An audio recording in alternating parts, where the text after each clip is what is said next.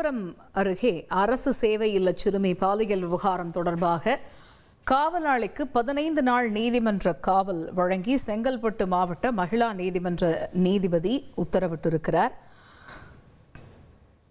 கூடுதல் விவரங்களை செய்தியாளர் மீரான் விவரிக்க கேட்போம்.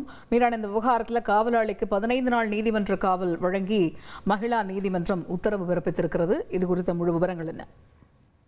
வணக்கம். தாம்பரம் சானட்டோரியம் பகுதியில் இருக்கின்ற தமிழ்நாடு அரசு சமூக நலத்துறை சார்பாக நடத்தி வருகின்ற அரசு சேவை இல்லத்தில் தங்கியிருந்த மாணவி பாலியல் பலாத்காரம் செய்ய முயற்சி செய்த போது அவர் காயமடைந்து தற்போது ராஜீவ்காந்தி அரசு மருத்துவமனையில் சிகிச்சை பெற்று வருகிறார்.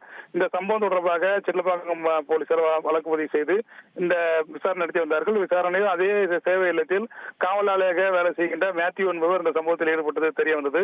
இதனைத் தொடர்ந்து அவரை கைது செய்து குரோம்பேட்டை அரசு மருத்துவமனையில் மருத்துவ பரிசோதனை முடிந்த பிறகு செங்கல்பட்டு மகிழா கோர்ட்டில் அவரை ஆஜர் செய்தார்கள்.